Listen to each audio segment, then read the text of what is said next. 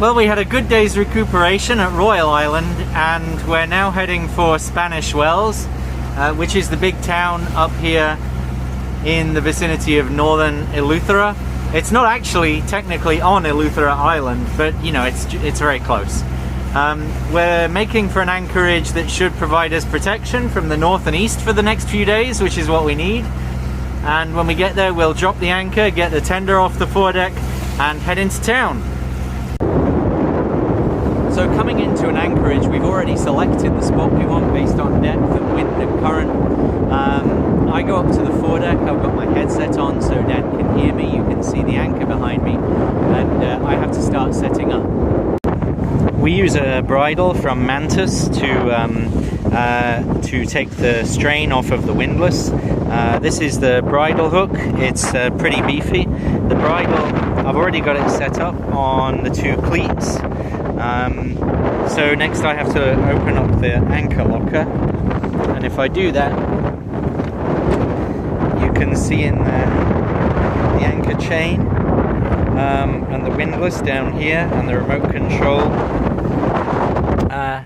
While we're underway, we take the load off the windlass with a line, just a simple line here. Some people have a nicer device, but that's all we have. So the first thing I've got to do is undo that. With the line detached, the load of the anchor is now on the windlass. I just do a quick check that the windlass is responsive to the control. Okay, let's find out now if it's not going to work.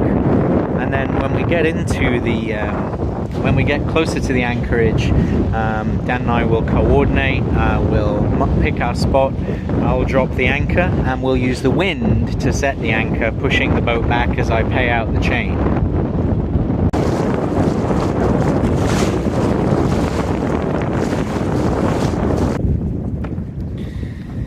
Okay, we're approaching our spot, and Dan is calling out the depths for me. I'm standing by on the remote, and we'll be dropping the anchor in a moment. Are we going to turn up into the wind, Dan?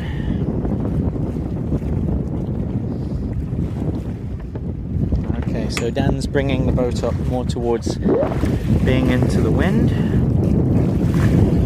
so that we can drop.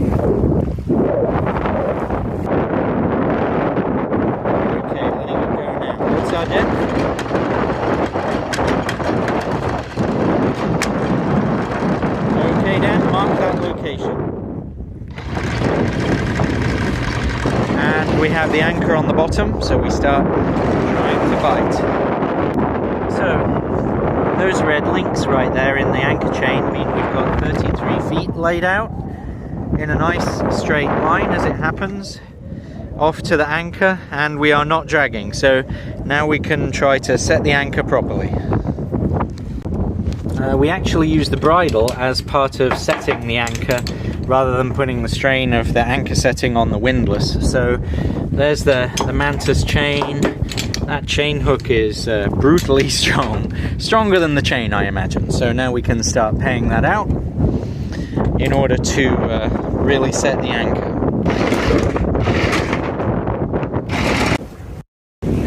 So in 9 feet of water, and with 60 feet of road out, including our 25-foot bridle, we have allowed the bridle to go taut under the wind.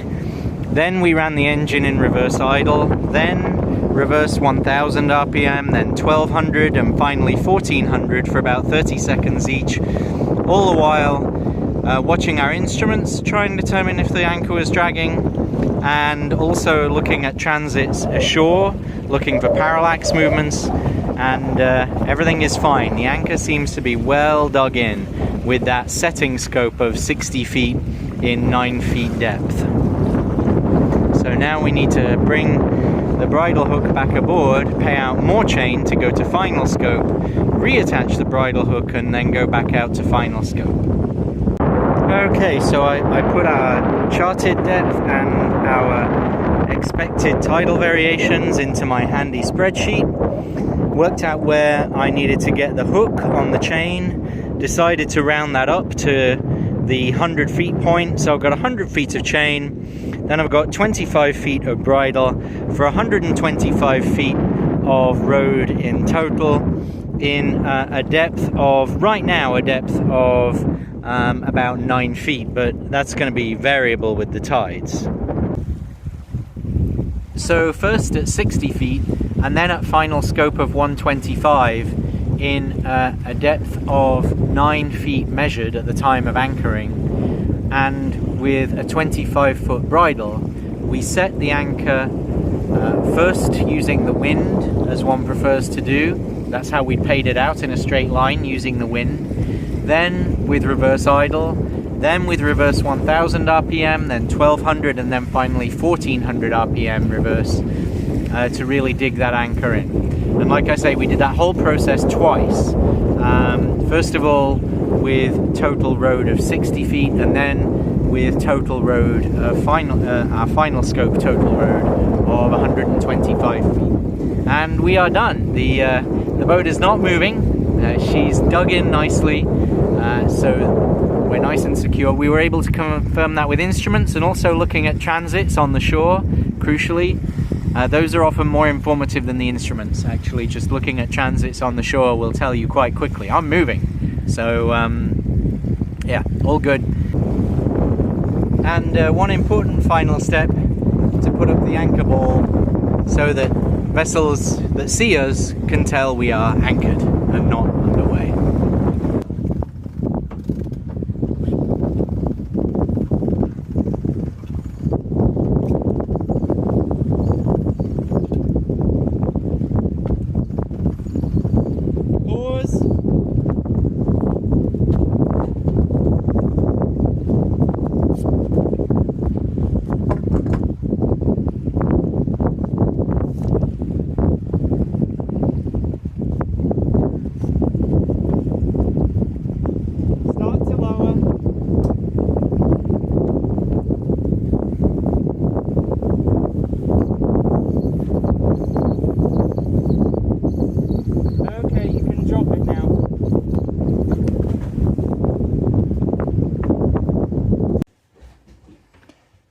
And then once we've anchored, we can use the anchor watch on the Vespa Cortex. You can see here that we are 123 feet from the anchor, which is great because the scope was, the road was 125 feet long. You can see over here the wind coming over from the east. The boat is pushed over to the western side of its circumference, the swing circumference on the road. And 135, that number is the guard radius. At 135 feet, the unit will sound an alarm, both here on the boat and on our phones if we happen to be ashore, which is very nice.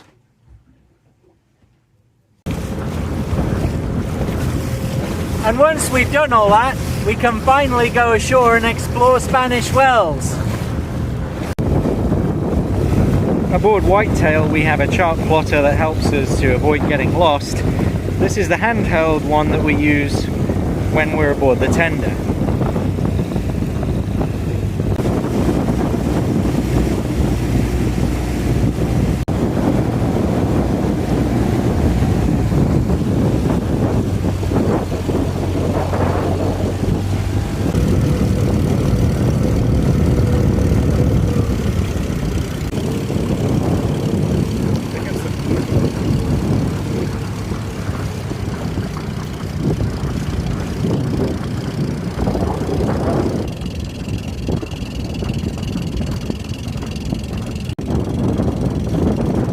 Come in on the tender with Dan at the helm. There's the boatyard, and the green building there, that's Pinder's supermarket, where we'll be able to get some provisions.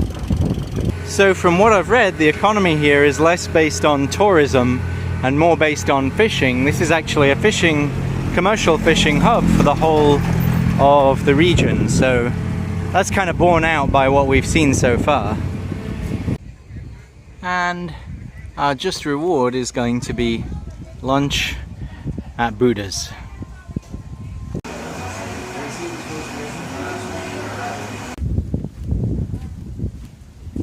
And then on the other side of Spanish Wells, when the tide goes out, there are these beautiful vast lagoons of warm water. It's really quite beautiful. So we had a nice lunch. We had a walk along the beautiful beach, which maybe we'll explore again in a couple of days. We went to the supermarket just to get a few small items. We'll do the main grocery shopping tomorrow.